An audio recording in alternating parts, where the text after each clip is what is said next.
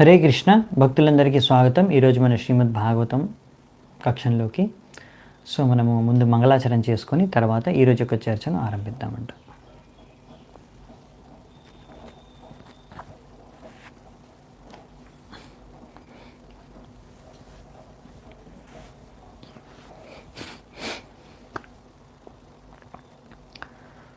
ఓం అజ్ఞానతిమిరంధస్య జ్ఞానాంజనాశలాకయా చక్షోరన్మిళితం యేన తస్మై శ్రీగురవే నమః. శ్రీచైతన్యమనోభీష్టం స్థాపితం యేన భూతలే స్వయం రూపः కదా మह्यं దదాతి స్వపదాంతికం. వందేహం శ్రీగురూన్ శ్రీయుతాపదకమలం శ్రీగురూన్ వైష్ణవాంశ్చ శ్రీరూపం సాగ్రజాతం సహగణ రఘునాథాన్వితాం తం సజీవం సాద్వైతం సావధూతం పరిజనసహితం కృష్ణచైతన్యదేవం శ్రీరాధా కృష్ణపాదాన్ సహగణలలితా శ్రీవిశాఖాన్వితాంశ్చ నమా ఓం విష్ణుపాదాయ కృష్ణప్రేష్టాయ భూతలే శ్రీమతే భక్తివేదాంత స్వామినితి నామినే. నమస్తే సారస్వతీ దేవే గౌరవాణి ప్రచారిణే నిర్విశేషः శూన్యవాदी పాశ్చాత్యదేశతారిణే.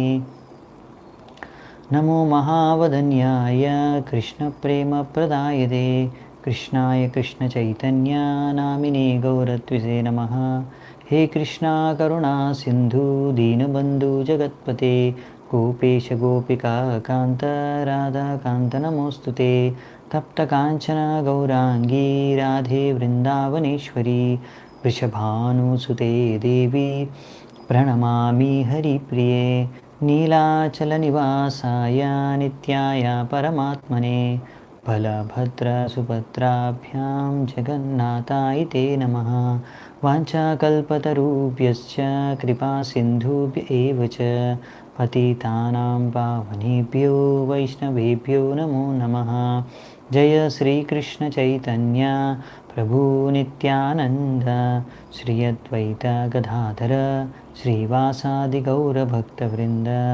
హరే కృష్ణ కృష్ణ కృష్ణ హరే హరే హరే రామ రామ రామ హరే హరే.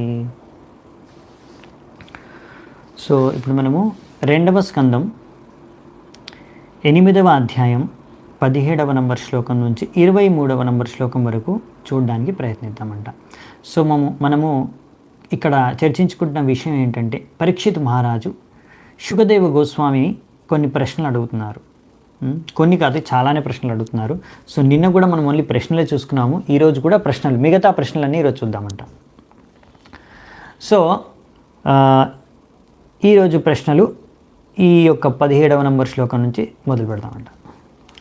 యుగాని యుగమానం చ ధర్మో యశ్చ యుగే యుగే అవతారానుచరితం యదాశ్చర్యాత్మమం హరే. ఇక్కడ ఏమంటారంటే, ప్రతి యుగం, ఎన్నో యుగాలు జరుగుతాయి. ఈ యుగాల గురించి ఏంటి, ఏ యుగాలు ఎలా ఉంటాయి, ప్రతి యుగాల్లో అలాగా వేరే వేరు సమయాలు ఉంటాయి. అలాగే ప్రతి యుగంలో వేరు వేరు రకాల విషయాలు జరుగుతాయి. అలాగే ప్రతి యుగంలో దీని సమయం, ఇంకా దీని యొక్క సందర్భం ఎలాగో వర్ణించండి. ఇంకా అలాగే ముఖ్యమైనది ఏంటంటే, వేరువేరు యుగాల్లో భగవంతుడు వేరువేరు అవతారాలు ధరిస్తాడు కదా, అవతారానుచరితం. ఆ భగవంతుడి యొక్క వేరువేరు యుగాల్లో ధరించే వేరువేరు అవతారాల యొక్క చరిత్రను కూడా నాకు వర్ణించండి. ఎందుకంటే అవెంతో అద్భుతంగా ఉంటాయి. యదాశ్చర్యతమం హరే, ఎంతో ఆశ్చర్యానికి గురి చేసే హరి యొక్క అవతారాల యొక్క చరిత్రని తప్పకుండా నాకు వర్ణించండి అని చెప్తున్నారు. ఈ యొక్క ప్రశ్న చూడండి, చాలా పెద్ద ప్రశ్న అండి.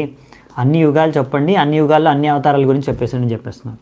అంటే మీకు మొత్తం భాగవతం అవసరం. అందుకే చెప్పాను కదా, ఈ ప్రశ్నలకి ఇప్పుడు జవాబులు మనకు మొత్తం భాగవతంలో ఉంటాయని. చూడండి, మరి ఇక్కడ నుంచి నేర్చుకోవాల్సింది మన విషయం ఏంటంటే, మహారాజు పరీక్షితుడు ఇక్కడ అడుగుతున్నాడు, అన్ని అవతారాల గురించి చెప్పండి అని, భగవంతుడి యొక్క హరివి. భగవంతుడి హరి యొక్క అవతారాలు ఇక్కడ అన్నీ ఇచ్చారనమాట భాగవతంలో. మనం ఇప్పటివరకు ఎన్నోసార్లు చూసాం, అవునా? మొన్ననే రీసెంట్గా 25 అవతారాల వరకు చూసాము. దానికన్నా ముందు కూడా ఒక 27 అవతారాలు మనం చూసాము. ముందు ఫస్ట్ స్కందంలో కూడా, ఇప్పుడు 2వ స్కందంలో కూడా చూసాము, మళ్ళీ వచ్చే స్కందాల్లో కూడా చూస్తాము.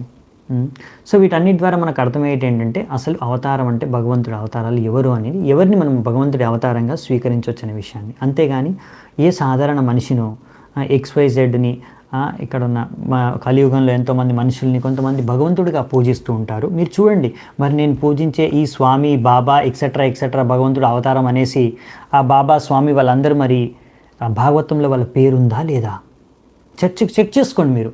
మీరు అనుకోకూడదు నేను చిన్నప్పటి నుంచి పూజిస్తున్నాను XYZ బాబా స్వామిని, సో ఈయనే భగవంతుడిగా, ఈయనే భగవంతుడు, లక్షలాది మంది మొత్తం ప్రపంచంలో పూజిస్తున్నారు ఆయన్ని, తప్పకుండా ఆయన భగవంతుడు అవుతాడు. అలా అనుకోవడం మూర్ఖత్వానికి పరాకాష్ట అన్నమాట. సో మనం ఎలా ఆలోచించాలి? భాగవతంలో మరి ఆయన గురించి ఉందా? ఆ XYZ బాబా స్వామి ఎవరైతే ఉన్నారో మరి ఆయన పేరు ఇక్కడ ఉందా? లేకపోతే అర్థం చేసుకోవాలన్నమాట. అంతేగాని సెంటిమెంటల్గా, భావుకంగా, చెప్పాం కదా మన భక్తులు ఏదో సెంటిమెంటల్గా ఫాలో అవ్వరు. భక్తి సెంటిమెంట్ ఉంటుంది భగవంతుడి పైన, భక్తుల పైన. కానీ ఆ సెంటిమెంట్ వెనకాల మంచి శాస్త్రం యొక్క ఆధారం, గురువు సాధువుల యొక్క శాస్త్రాల యొక్క ఆధారం పైన మన యొక్క భావాలు, మనోభావాలు ఏర్పడి ఉండాలి. అంతేకాని మన మనోభావాలన్నీ కొన్ని మూఢనమ్మకాల పైననో లేకపోతే ఎవరో సరైన ఆధారం లేని వాటిపైన మనం నమ్మకాలు ఏర్పరచుకోకూడదు. వాటిపైన సెంటిమెంట్స్ ఏర్పరచుకుంటే అనవసరంగా మనము బాధపడాల్సి వస్తుంది తర్వాత ఎప్పుడో అప్పుడు. లేకపోతే దానివల్ల మనకేం లాభం అనేది జరగదు, ఎంతో నష్టం జరుగుతుంది. అందుకే మనము ఏర్పరచుకునే ఏ సెంటిమెంట్కైనా ఆధారం గురువు, సాధు, శాస్త్రాల నుంచి ఉండాలన్నమాట. అప్పుడు అది సరైన సెంటిమెంట్ అనమాట, సరైన భావాల్ని మనము అలవర్చుకోవాలి. సో అందుకనే మరి సరైన వ్యక్తుల్ని మనము భగవంతుడిగా స్వీకరించడానికి ఎవరు అని తెలుసుకోవడానికి మనకి ఇక్కడ ప్రభుపాదులు రాశారు. ఇక్కడ ఒక సాధారణ మనిషి అర్థం చేసుకోవడానికి భగవంతుడు అవతారాలు ఎవరు అనేది ఇక్కడ ఇలాంటి ప్రశ్నలు మరి పరీక్షితు మహారాజ్ అడుగుతున్నాడు శుకదేవ గోస్వామి. నృణాం సాధారణో ధర్మః సవిశేషశ్చ యాదృశః శ్రేణీనాం రాజర్షిణాం చ ధర్మకృచ్ఛ్రేషు జీవతాం. సో అలాగే ఇంకేం చెప్తున్నారంటే రకరకాల ధర్మాలు ఉంటాయి కదా. సాధారణ ధర్మ అంటే ప్రతి ఒక్క మనిషి పాటించవలసిన ధర్మం ఏంటి? స విశేష చ యదృశః, విశేష ధర్మం ఏంటి అంటే వారి యొక్క పరిస్థితి, ఇంకా వారి యొక్క గుణకర్మ, వారు ఉన్న సందర్భం, వారి ఉన్న ఆక్యుపేషన్ ప్రకారంగా వారికి ఉన్న ధర్మాలు ఏంటి అంటే వాళ్ళ వర్ణాశ్రమాలకు సంబంధించిన ధర్మం ఏంటి. అలాగే సాధారణ ప్రతి ఒక్కరు పాటించవలసిన సనాతన ధర్మం ఏంటంటే భగవంతుడిని భక్తి చేసుకోవడం. అలాగే ఇంకా శ్రేణీనాం రాజర్షినాం చ ధర్మ కృచ్ఛ్రేషు జీవతాం.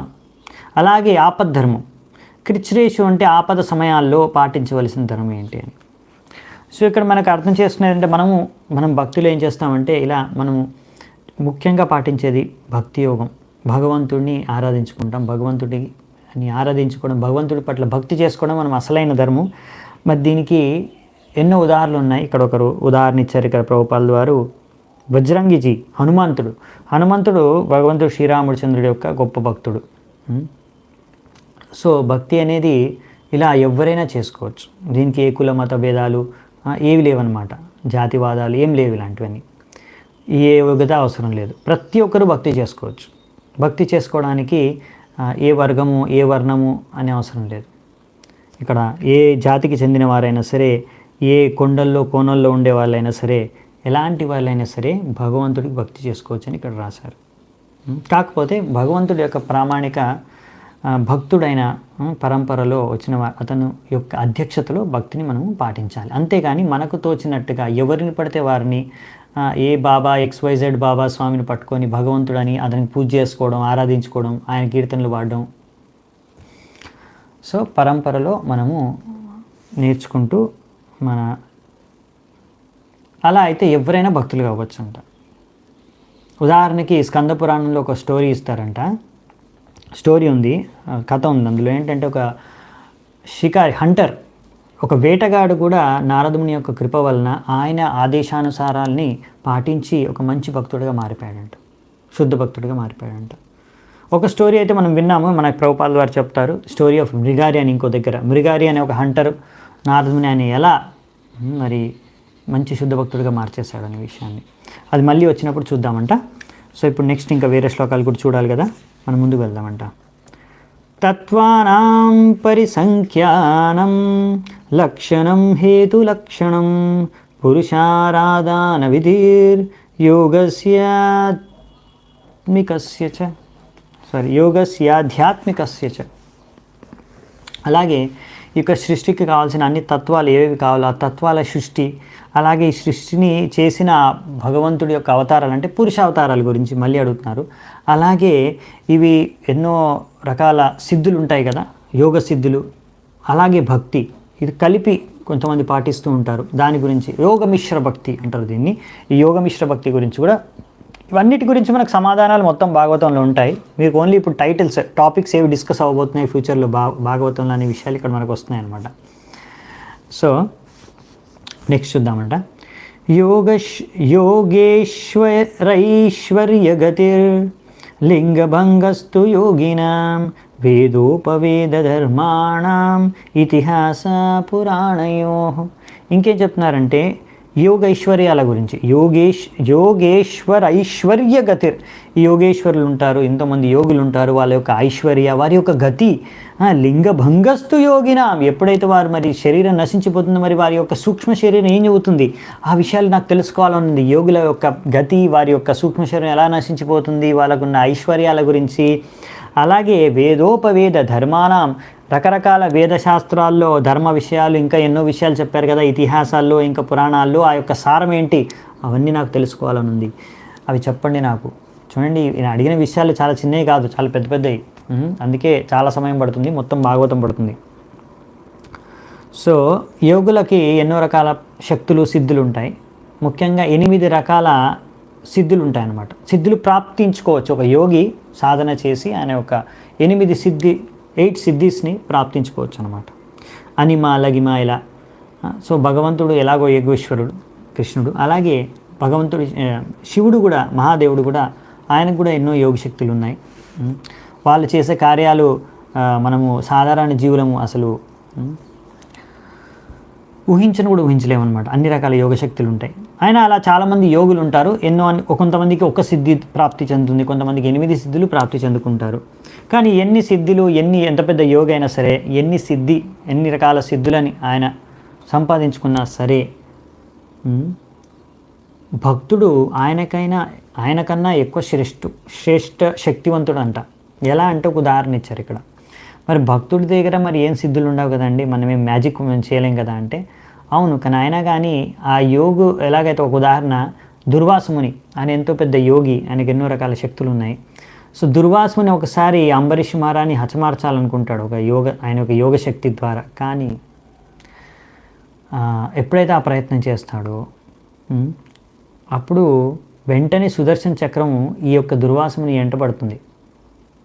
దాని నుంచి రక్షించుకోవడానికి ఆయన ముల్లోకాలు తిరిగి విష్ణువు దగ్గరికి వెళ్ళినా కానీ విష్ణు అంటాడు, నేను నిన్ను రక్షించలేను, నువ్వు నా భక్తుడైన అంబరీష్ మహారాజు పట్ల అపరాధాన్ని చేశావు, అందుకే సుదర్శనం నిన్ను వదలదు, నేను కూడా నిన్ను రక్షించలేను, మళ్ళీ నువ్వు వెళ్ళి కాళ్ళ మీద పడు, అంబరీష్ మహారాజు యొక్క కాళ్ళ మీద పడితే ఎప్పుడైతే అంబరీష్ మహారాజు నిన్ను క్షమిస్తాడో ఆయనే నిన్ను రక్షించగలడు ఈ సుదర్శన చక్రం నుంచి, ఎవరు రక్షించలేరు అంటే. మళ్ళీ తిరిగి అంబరీష్ మహారాజు కాళ్ళ మీద పడతాడు వచ్చి దుర్వాసముని. అప్పుడు దాని తర్వాత సుదర్శన చక్రం వదిలేస్తుంది, ఎందుకంటే అంబరీష్ మహారాజు వైష్ణవుడు కనుక ఆయన క్షమించేస్తాడు వెంటనే.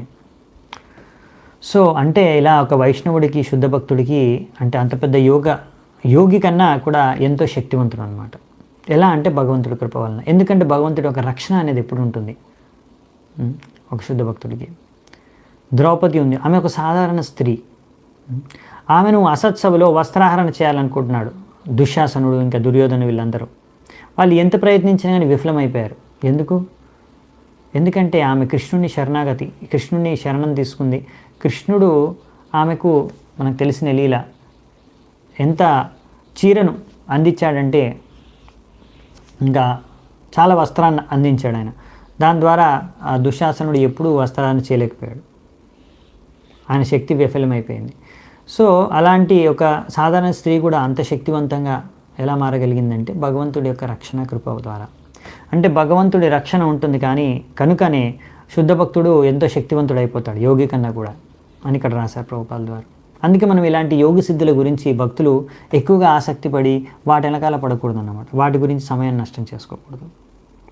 ఎందుకంటే మనకి భగవంతుడి యొక్క రక్షణ ఉంది.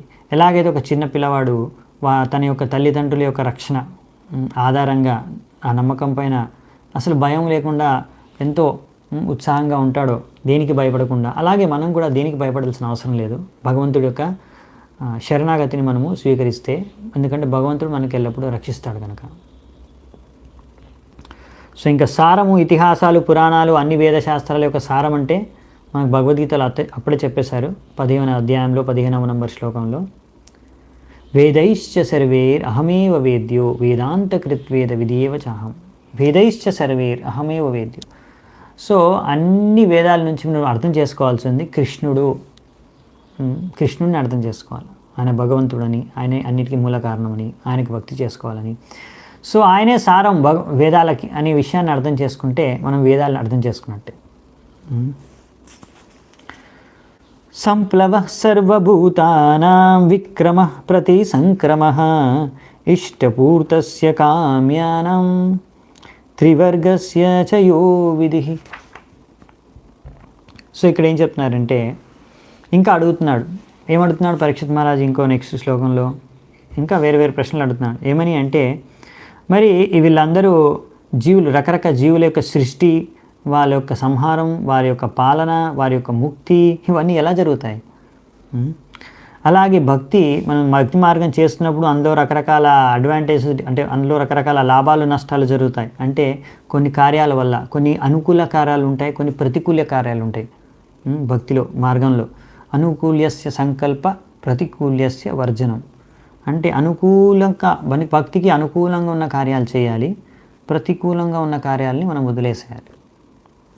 మరి ఏంటి అవి? అనుకూల కార్యాలు ఏంటి, ప్రతికూల కార్యాలు ఏంటి అడుగుతున్నాడు. అలాగే ఎన్నో రకాల వేదాల్లో ఎన్నో రకాల యజ్ఞాల గురించి కానీ, ఇంకా రకరకాల సంస్కారాల గురించి కానీ, రకరకాల రిచువల్స్ పద్ధతుల గురించి కానీ రాశారు కదా. ఇది చేయాలి, అది చేయాలి అనేసి, ఆ పూజ ఈ పూజ అనేసి. మరి ఎందుకు అంటే ధర్మార్థ కామ ఆశించి, మరి అవన్నీ ఏంటి, వాటి గురించి కూడా నాకు కొద్దిగా చెప్పండి. సో ఇలా ఎన్నో విషయాల గురించి పరీక్షిత్ మహారాజ్ అడుగుతున్నాడు మనకి ఇక్కడ. ఎవరిని అంటే శుకదేవ్ గోస్వామిని. సో ఒక జీవి, ఆయన జీవితం ఎలా అంటే, ఒక భౌతిక ప్రపంచంలో, ఇది పెద్ద భౌతిక ప్రపంచం అనేది పెద్ద సంసార సాగరం, భౌతిక సంసార దావనల్లిలోక. సో ఎలాగైతే ఇప్పుడు ఒక వ్యక్తి ఒక చిన్న పడవ తీసుకొని పెద్ద సముద్రం దాటాలని ప్రయత్నిస్తే వెళ్తున్నాడు. సో మరి అది దాటగలడా అంటే దాటగలడు, ఒకవేళ సముద్రం అనుకూలిస్తే. కానీ సముద్రం ఏమాత్రం కొద్దిగా అలలు గట్టిగా వచ్చాయంటే పడవ మునిగిపోద్ది. సో ఒకవేళ ఆ యొక్క సముద్రం యొక్క కృప ఉంటే ఆ వ్యక్తి దాటగలడు. సో మరి భక్తుడు ఎంతో సునాయాసంగా, ఎంతో సరళంగా ఈ యొక్క సముద్రాన్ని దాటేసి అటువైపు వెళ్ళిపోతాడంట భగవద్ధామానికి. ఎందుకంటే భగవంతుడు ఆయనకు రక్షణ ఇస్తాడు కనుక. సో ఆ విధంగా సంక్షిప్తంగా చెప్పారు ప్రభుపాదుల వారు. అలా మామూలుగా అయితే జీవులు ఎవరైతే భగవంతుడు శరణాగతులు అవుతారో ఎంతో సరళంగా వాళ్ళు ఈ యొక్క సముద్రాన్ని భౌతిక సముద్రాన్ని, అంటే మెటీరియల్ ఓషన్, మెటీరియల్ వరల్డ్ని దాటి వాళ్ళు స్పిరిచువల్ వరల్డ్కి వెళ్ళిపోగలరు. కానీ ఎవరైతే మరి శరణాగతి తీసుకోలేదో వాళ్ళకి చాలా కష్టం ఉంటుంది, చాలా కష్టాలు పడుతూ ఉంటారు, ఇక్కడే మునుగుతూ ఉంటారు, తేలుతూ ఉంటారు. అదనమాట. మరి అనుకూలమైనవి అంటే పరిస్థితులు, అనుకూలమైన కార్యాలు భక్తికి అంటే, ఒక విషయం సపోజ్ మీరు ఆహారానికి సంబంధించి అయితే తీసుకున్నారనుకోండి, అనుకూలమైన ఆహారం ఏది అంటే శాకాహారం, పళ్ళు, కూరగాయలు, ధాన్యాలు, పాలు, ఇలాంటివన్నీ అవి అనుకూలం మనకి. అవునా? ప్రతికూలం ఏంటో మీకు తెలుసు కదా అలా ఆహారానికి సంబంధించి. అలాగే మనము అలా కొన్ని కార్యాలు భక్తికి అనుకూలంగా ఉన్నవి మనం చేయాలి అని, అది మనం అసలైన ధర్మం. ఇంకా ఆర్థిక సమస్య, వీటి గురించి ఆలోచించుకుంటే ఒక ఆర్థికంగా కూడా మనకు డబ్బులు కావాలి. కానీ మనం నిజాయితీగా కూలి పనైనా సరే, ప్రభుపాదుల వారు రాశారు, కూలి పనైనా సరే నువ్వు చేసుకొని నిజాయితీగా డబ్బులు సంపాదించు. అంతేగాని తప్పుదారిలో ఎక్కువ డబ్బులు సంపాదించాలనే ఆశతో తప్పుదారిన వెళ్ళి ఎక్కువ డబ్బులు సంపాదించడం మార్గం అనేది తప్పు, అది పాపం అని ఇక్కడ చెప్తున్నారు. అంటే ఎక్కువ డబ్బులు సంపాదించకూడదా అంటే డబ్బులు ఎంత కావాలంటే అంత సంపాదించుకోవచ్చు, దానికేం సమస్య లేదు, కానీ సరైన పద్ధతిలో సంపాదించాలి, అంతేగాని తప్పుదారిలో మనం సంపాదించకూడదు అని ఇక్కడ ప్రభుపాల్ ద్వారా మనకు చెప్తున్నారు అన్నమాట. ఇంకొక ముఖ్యమైన విషయం ప్రభుపాల్ వారు ఇక్కడ రాస్తారు. కొన్ని విషయాలు మనకు ప్రభుపాల్ వారు పదే పదే చెప్తూ ఉంటారు. చూడండి, ప్రభుపాద్ ప్రణతి మంత్రే అది, అవునా? ఆయన వచ్చారు ఈ భౌతిక ప్రపంచానికి ప్రచారం చేయడానికి, పాశ్చాత్య దేశాన్ని ఇంకా మాయావాదులని ఖండించడానికి, పాశ్చాత్య దేశవాసుల్ని ఉద్ధరించడానికి. సో ముఖ్యంగా మనం ప్రభుపాల్ గురించి శిక్షణలో ఇవి చూస్తూ ఉంటాం. రెగ్యులర్గా ఇలాంటి మాయావాదుల్ని ఖండించడం, మాయావాద శాస్త్రాన్ని, తత్వాన్ని, అలాగే ప్రచారం ఎంతో ముఖ్యం అనే విషయాన్ని కూడా ప్రభుపాల్ వారు పదే పదే చెబుతారు. ఇక్కడ మళ్ళీ చెప్తున్నారు, మనము పాటించే ఈ యొక్క మనము శ్రీ చైతన్య మహాప్రభు ఒక అనుచరులం పాటిస్తున్నాం కదా ఆయన ఆదేశాన్ని. ఆయన ఆదేశం ఏంటంటే మొత్తం ఈ పృథ్వీ పైన ఉన్న ప్రతి ఒక్క మారుమూల ప్రదేశం వరకు మన హరే కృష్ణ ఆందోళన అనేది చేరుకోవాలి, ఈ యొక్క భగవంతుడి భాగవత్ ప్రచారం అనేది అవ్వాలని. అవునా? సో అందుకనే దీనికి మరి ఎవరు చేస్తారు అంటే ప్రతి ఒక్కరూ చేయాలి. ప్రతి ఒక్క భక్తుడు దీంట్లో ఏదో ఒకటి ఆయనకు సామర్థ్యానుసారంగా ఎంతో ఉత్సాహంగా పాల్గొనాలంట ఈ యొక్క కార్యక్రమంలో. ఇది చైతన్య మహాప్రభు యొక్క ఆదేశం. సో అందుకనే ప్రతి ఒక్కరూ ప్రచారం చేయడానికి, ప్రచార కార్యంలో సహాయం చేయడానికి, మీరు డైరెక్ట్గా ప్రచారం చేయలేరండి, నాకు రాదు లెక్చర్ ఇవ్వడానికి, లేకపోతే నాకు అలా నేను చెబితే ఎవరు వినరు, అలా మీకు అనిపిస్తే ప్రచారం చేసే వారికి సహాయం చేయండి. అంటే ఏదో విధంగా ఈ యొక్క చైతన్య మహాప్రభు యొక్క ఈ యొక్క హరే కృష్ణ ఆందోళనాన్ని, ఈ యొక్క ఇస్కాన్ మూమెంట్ని, లేకపోతే ఈ హరే కృష్ణ భావనామృతాన్ని ఎలాగైనా సరే ప్రచారం, ఈ భాగవతంని, భగవంతుడి యొక్క శిక్షణల్ని, భగవంతుడి గురించి ప్రచారం అనేది చేసే కార్యక్రమంలో మీరు ఎక్కడో అక్కడ మీ యొక్క వంతు యోగదాన్ అంటే సహాయం లేకపోతే పార్టిసిపేషన్ అనేది ఉండాలన్నమాట. ఎంతో ఉత్సాహంగా పాల్గొనాలి అని రాశారు. మరియు ఇందులో మనము ఒకవేళ సక్సెస్ సాధించామనుకోండి ఆనందపడిపోయి, ఒకవేళ సక్సెస్ సాధించకపోతే నిరుత్సాహపడకూడదని కూడా రాశారు. ఎందుకంటే ఇందులో ఈ కార్యక్రమంలో సక్సెస్ ఫెయిల్యూర్ అంటే ఏం లేదంట. ప్రభుపాల్ ద్వారా రాస్తున్నారు, success or failure has no meaning for a pure devotee because he is a soldier in the field. మనం ఒక సైనికుడు, ఈ యొక్క మాయతో యుద్ధం చేస్తున్నాం. భౌతిక ప్రపంచంలో మీరు ఏ రోజైతే ప్రచారం చేస్తున్నారో ఇంకా మాయతో యుద్ధం చేస్తున్నట్టే. ఈ యొక్క మెటీరియలిస్టిక్ లైఫ్కి we are declaring war against materialistic life. ఎవరైతే కర్మీలు ఉన్నారో ఈ యొక్క భౌతిక జీవితం ఇంద్రియ తృప్తి గురించే జీవించే ఈ వారి పైన మనము యుద్ధం చేస్తున్నాం. కనుక కొన్ని కష్టాలు ఉంటాయి, ఒకసారి వైఫల్యం దక్కొచ్చు, దానికి మనం వెనకాడకూడదు, మనం ముందుకు వెళ్తూనే ఉండాలి, ప్రచారం చేసుకుంటూ ఉండాలి. ఎందుకంటే ప్రభుపాదులు చెప్తారు కదా మళ్ళీ కూడా ఈ భక్తి కార్యంలో మనం చేసే ఎఫర్ట్, ఎండివర్, మనం ఏ ప్రయత్నం అయితే చేస్తున్నామో దాని ద్వారా భగవంతుడు సంతృష్టి చెందుతాడు. ఎందుకంటే అల్టిమేట్గా సక్సెస్ అనేది భగవంతుడు ఇస్తేనే మనకు దక్కుతుంది. అది భగవంతుడి కృప, అది భగవంతుడి అనుగ్రహం. కానీ మన ప్రయత్నం అనేది మనం చేయాలి. ఆ ప్రయత్నం ద్వారా భగవంతుడు మన పట్ల అనుగ్రహించగలడు, ఆయన యొక్క కృపకు పాత్రలు కాగలం మనం. సో ప్రయత్నం అనేది మనం తప్పకుండా చేయాలి. మనకి ఎంత లాభం వస్తుందా, ఎంత సక్సెస్ వస్తుందా అనే విషయాన్ని గురించి ఎక్కువ ఆలోచించకూడదని చెప్తున్నారు. దాని గురించి చింతించకూడదు. అంటే మనం ప్లాన్ చేసుకుంటాం సక్సెస్ అవ్వాలనే, కానీ ఒకవేళ విఫలమైనా కానీ మనము నిరుత్సాహపడకుండా ఉత్సాహంతో ప్రచారం చేయాలని చెప్తున్నారు. అలా మనము ఇక్కడ మళ్ళీ రాస్తున్నారు ఆ విషయాలు. అలా మనం ఎవరైనా ప్రామాణిక గురు పరంపరలో ప్రామాణిక భక్తుడ ఆధ్వర్యంలో ప్రచారం చేయాలి అంటే భక్తి చేస్తున్నప్పుడు మనం ఆలోచించాలంటే మనం ఏం సేవ చేస్తున్నాం. మరి ఓన్లీ మనం హరే కృష్ణ మహామంత్రం చేసుకొని ఇంట్లో కూర్చుంటున్నామా, లేకపోతే ఇంకేమైనా ప్రచార కార్యంలో మనం ఏమైనా సహాయం చేస్తున్నామా, లేకపోతే ఏమైనా సేవ చేస్తున్నామా అనే విషయాన్ని ఆలోచించుకోవాలంట. సో ఇక్కడ రాశారు అది, under the direction of bona fide spiritual master one should see how much service is being executed. నేను ఎంత సేవ చేస్తున్నానో అలా ఆలోచించాలంట. And not simply in the matter of rituals. నేను ఏదో చేస్తున్నాను, ఏదో భక్తి జీవితం నడుస్తుంది అలా కాదు.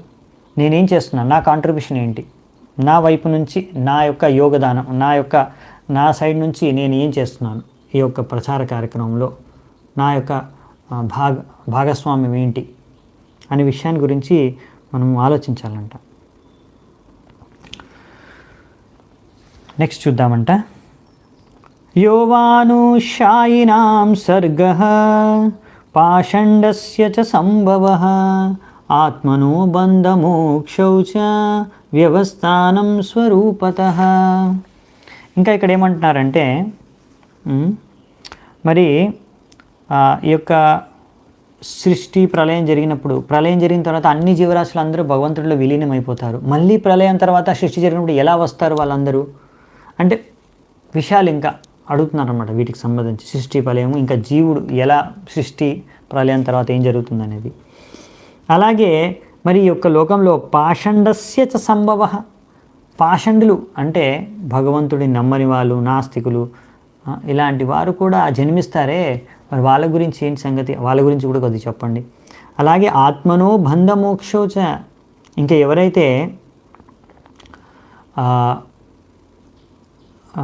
ముక్త జీవులు ఉంటారు వాళ్ళ గురించి కూడా నాకు చెప్పండి. ఎందుకంటే రకరకాల జీవులు ఉంటారు, బద్ధ జీవులు, ముక్త జీవులు, నాస్తికులు, ఇలా వెరైటీ మనుషులు ఉంటారు. వీళ్ళందరి గురించి నాకు చెప్పండి అని.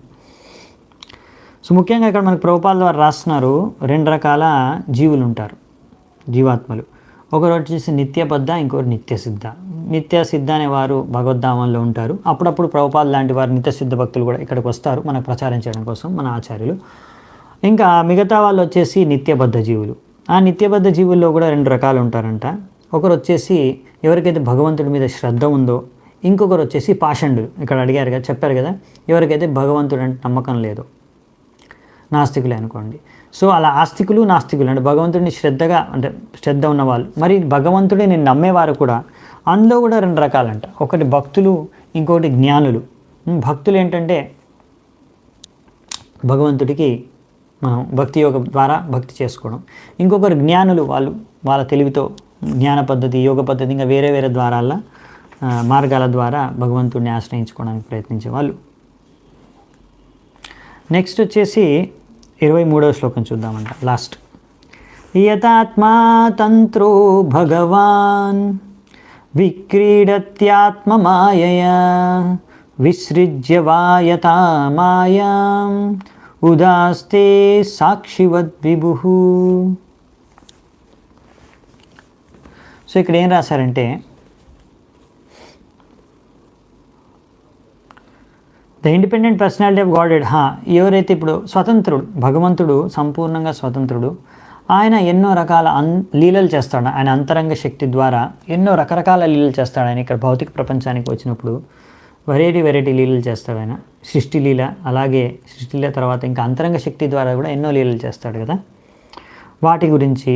మరియు మళ్ళీ అలాగే ఆయన లీలలు సమాప్తం చేసుకొని ఆయన తిరిగి తన ధామానికి వెళ్ళిపోయేటప్పుడు కూడా ఎన్నో రకాల కార్యాలు చేస్తాడు. అప్పుడు అలా చేసినప్పుడు కూడా ఈ యొక్క భౌతిక జగత్తుకు కానీ ఈ బహిరంగ శక్తికి కానీ ఏమాత్రం మనకు ఆసక్తి అనేది ఉండదు. ఇంకా అన్నిటికీ అతీతంగా ఆయన ఒక సాక్షిగా, ఉదాసతే సాక్షివద్ విభుః, అన్నీ గమనిస్తూ ఉంటాడు, చూస్తూ ఉంటాడు. కానీ ఆయన దేనికి ఆసక్తి, ఈ యొక్క భౌతిక విషయాలకు కానీ భౌతిక శక్తికి కానీ ఆసక్తి అవ్వడు. అంటే ఒక ఉదాహరణ ఇచ్చారు ఇక్కడ. ఎలాగైతే కృష్ణుడుగా వచ్చినప్పుడు భగవంతుడు చిన్న పాపగా ఉన్నప్పుడే పూతనను వధిస్తాడు. ఇదంతా తన అంతరంగ శక్తి ద్వారా చేసే లీలలు. ఇలా కృష్ణుడు ఎన్నో లీలలు అంతరంగ శక్తి ద్వారా చేస్తాడు. అలాగే మళ్ళీ ఎప్పుడైతే తన ధామానికి వెళ్ళిపోవాలనుకుంటాడో ఆ సమయంలో మళ్ళీ తన శక్తుల ద్వారా తన యొక్క లీలల మాధ్యంతోనే ఆ యదుకుల వంశంలో ఉన్న యాదవులందరూ కూడా ఎలా చనిపోతారు అంటే ఎలా వాళ్ళందరూ ఆ యొక్క యదువంశం అనేది అదంతా వాళ్ళందరూ యదుకుల వంశం అందరూ కూడా ఎలా కుటుంబవాసులే చనిపోతారు ఆ విషయం, తద్వారా అందరూ భగవద్ధామానికి ఎలా చేరుకుంటారు, ఇవన్నీ లీలలు కూడా భగవంతుడి యొక్క ఆధ్వర్యంలోనే జరుగుతాయి. అన్నీ చూస్తూ ఉంటాడు ఆయన. కానీ దాని ద్వారా ఆయన ప్రభావితం అవ్వడు, విచలితం అవ్వడు, దానికి ఆసక్తుడు అవ్వడు. సో ఆయన సంపూర్ణంగా స్వతంత్రుడు. సో ఇలాంటి విషయాలు భగవంతుడి గురించి ఇంకా నాకు తెలుసుకోవాలని ఉంది. ఈ లీలల గురించి కూడా, అంతరంగ శక్తి ద్వారా జరిగే లీలల గురించి కూడా సో నాకు తెలియజేయండి అని అడుగుతున్నాను అనమాట. సో బేసికలీ ప్రభుపాల ద్వారా రాసిన ఇలా శుద్ధ భక్తులు ఎవరైతే ఉంటారో ఇలా భగవంతుడికి సంబంధించిన ప్రతి విషయం, సృష్టి లేకపోతే ప్రళయం, లేకపోతే సంహారం, లేకపోతే పాలన, లేకపోతే ఇలాంటి అంతరంగ శక్తి ద్వారా జరిగే వివిధ రకాల లీలలు, రకరకాల యుగాల్లో జరిగే యుగావతారాల గురించి లీలలు, రకరకాల భక్తుల గురించి, భక్తి మార్గం గురించి, ఇలా అన్ని రకాల విషయాల గురించి భగవంతుడికి సంబంధించినవి అన్నిటి గురించి తెలుసుకోవాలనే కుతూహలత ఉంటుంది. వాళ్ళు తెలుసుకుంటారు. అలాగే సరైన విధిగా ఇలా ప్రశ్నలు అడిగి పరీక్షిత్ మహారాజ్ ద్వారా. సో ముఖ్యంగా ఈ ప్రశ్నల నుంచి మనం అర్థం చేసుకునేది అంటే, మనం అలా భావుకంగా సెంటిమెంటల్గా భక్తి అనేది చేసుకోకుండా మనము సరిగ్గా అన్ని విషయాలు బాగా అర్థం చేసుకొని, భగవంతుడు అంటే ఎవరు, భక్తి అంటే ఏంటనే తత్వాల్ని బాగా అర్థం చేసుకొని భక్తి మార్గాన్ని అనుసరించాలి. అలా మనం భక్తి మార్గాన్ని అనుసరించేటప్పుడు కూడా మనం ఓన్లీ భక్తి చేసుకోవడమే కాకుండా వేరే వారికి కూడా మనం ప్రచారం చేయాలి అనే విషయాలు ఇక్కడ నేర్చుకున్నాం మనం ప్రభుపాదుల యొక్క తాత్పర్యాల ద్వారా. ఈ యొక్క ప్రశ్నల్లో ఇంకా కొన్ని విషయాలు పరీక్షిత్ మహారాజ్ చెప్తాడు, అది రేపు చెప్తారు. అది రేపు అంటే రేపు అంటే నెక్స్ట్ శ్లోకాల్లో చెప్తారు, అది మనం రేపు చూసుకున్నామంటే దాంతో ఈ యొక్క అధ్యాయం పూర్తవుతుంది. సో ఈరోజు నేను ఇక్కడ సెలవు తీసుకుంటాను. అందరికీ చాలా ధన్యవాదాలు. శ్రీల ప్రభుపాదకి జై. గ్రంథరాజ్ శ్రీమద్ భాగవతం की जय, समवेत गौर भक्त वृंद की जय, निताय गौर सीतानाथ प्रेमानंदी, हरि हरि बोल.